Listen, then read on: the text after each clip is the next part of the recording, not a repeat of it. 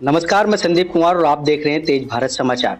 दिल्ली में नगर निगम के चुनाव के नतीजे आ चुके हैं और दिल्ली में आम आदमी पार्टी ने 134 सीटों पर कब्जा किया है, तो वहीं पर भारतीय जनता पार्टी ने 104 पर कब्जा किया है। जिस तरीके से मुख्यमंत्री अरविंद केजरीवाल ने कहा था कि दिल्ली में बीजेपी का खाता नहीं खुलने देंगे। हमारे साथ जीत के उम्मीदवार जो जीत हासिल करके दिलशाद गार्डन से आए हैं, वीर सिंह पवार जी मौजूद हैं। 2 बार उन पर भारतीय जनता पार्टी ने विश्वास किया, उस विश्वास पर खरे उतरे। सबसे पहले तो तेज भारत समाचार की तरफ से बहुत बहुत शुभकामनाएं। आप बहुत बहुत धन्यवाद आपका।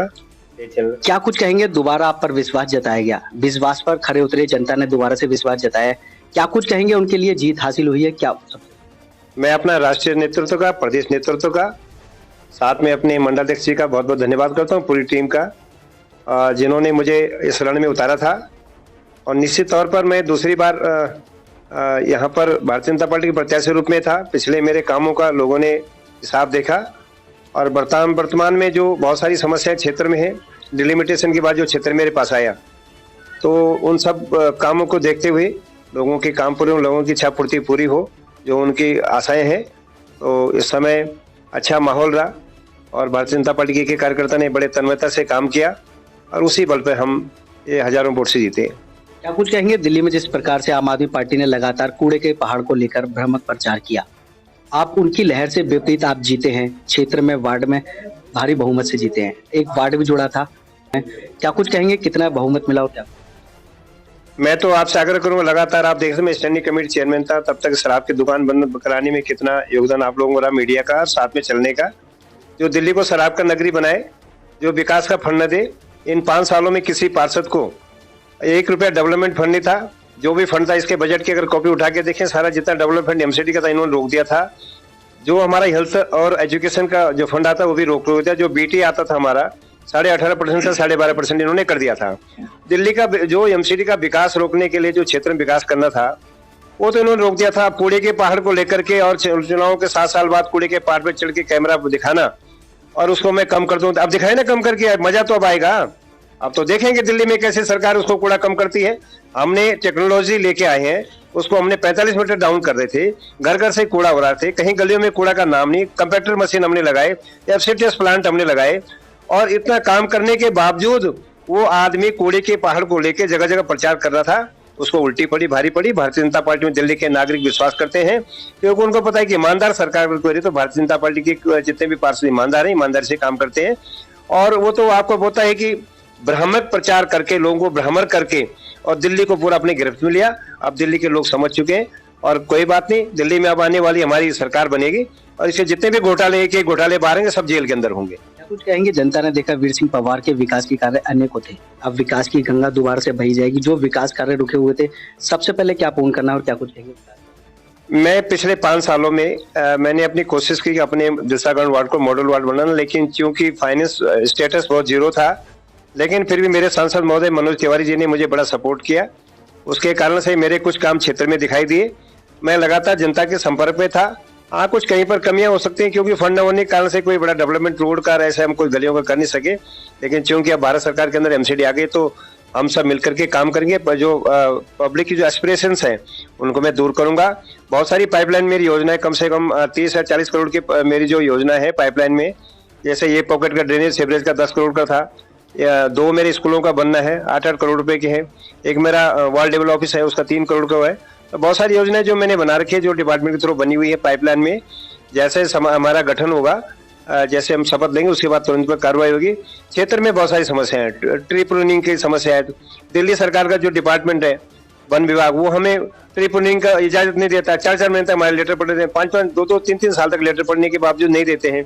अगर हम उनको कराते हैं तो वहां से वो पुलिस हमारी करा देते हैं। पब्लिक ये लगता है कि सर्दियों में पेड़ की छटाई होनी चाहिए, निश्चित तौर पर होनी चाहिए। बहुत सारी है, रोड टूटी पड़ी है, नाले पीडब्ल्यूडी के नाले भरे पड़े हैं, उस कारण से हमारी नाली टूटी पड़ी है सारी। तो बहुत सारी अभी समस्याएं जो नए क्षेत्र मेरे पास जुड़ा है, क्लस्टर जुड़ा है, बहुत ज्यादा कुछ आश्रम जुड़ा है, जहाँ समाज कल्याण विभाग का बिल्कुल भी ध्यान नहीं था। वहाँ वो लोग रहते जो अंतिम सीढ़ी पर कुछ लोग रहते हैं, इस दयनीय स्थिति में रह रहे। सुंदरनगर का क्लस्टर मेरे पास टोटल आया, वहाँ लोगों को वहाँ गंदगी के ढेर लगने, क्योंकि आम आदमी पार्टी का वहाँ काउंसलर थी, बिजली के तार लटके पड़े हैं, लॉ एंड ऑर्डर वहाँ पर अंदर बहुत सारा देखना पड़ेगा हम सब लोगों को।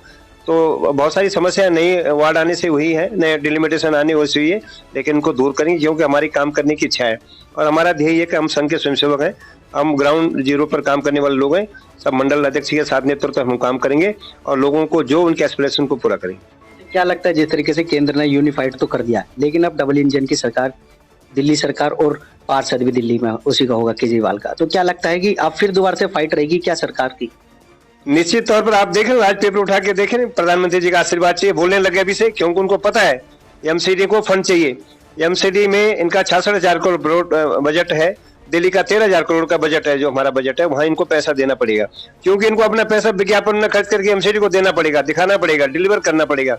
नहीं तो जो 2025 में किस मुंह से जाएगा, 2024 में किस मुंह से जाएंगे? हम 2024 में भी हम यहाँ से सातों एमपी जीतेंगे और 2025 में देख लेना, आज ही आप नोट कर दो, हम विधानसभा जीतेंगे, मुख्यमंत्री भारतीय जनता पार्टी को होगा और इनका एक एक घोटाला जो डेवलपमेंट फंड लगना था, क्षेत्र में लगना था, वो इन्होंने अपने विज्ञापन में उड़ाए। हमारे राजीव गांधी हॉस्पिटल की हालत देखो, कैंसर हॉस्पिटल की हालत देखो, गुरु तेग बहादुर हॉस्पिटल पूरी बिल्डिंग गिरने वाली है, उसके हालत देखो। ये झूठा प्रचार करता रहता है, लोगों को तनख्वाह नहीं मिल रही है, अभी तो पीछे नर्सें हड़ताल पे बैठी हुई थी, इसलिए ये झूठे लोग हैं। सब लोगों ने इनको परख लिया, अभी भी थोड़ा लोगों को बिजली फ्री, पानी फ्री का बहुत सवाल है, लेकिन सबकी बिल आने लग गए हैं। मैं ये बन के कुछ आश्रम में लोग मुझे बिल दिखा रहे हैं बिजली का, जो अंतिम सीढ़ी पे बैठे उन लोगों को 700-800 का बिल है, जो भीख मांग के करते। तो ये तो झूठी सरकार प्रचार करती रहती है, इसलिए कुछ होने वाला नहीं। हम सब मिलकर काम करेंगे, इसको उखाड़ फेंकेंगे। कुछ कहेंगे 15 साल का किला ध्वस्त बता रहे हैं, क्या आपकी नजर में उनका अंत स्टार्ट हुआ है या प्रारंभ हुआ?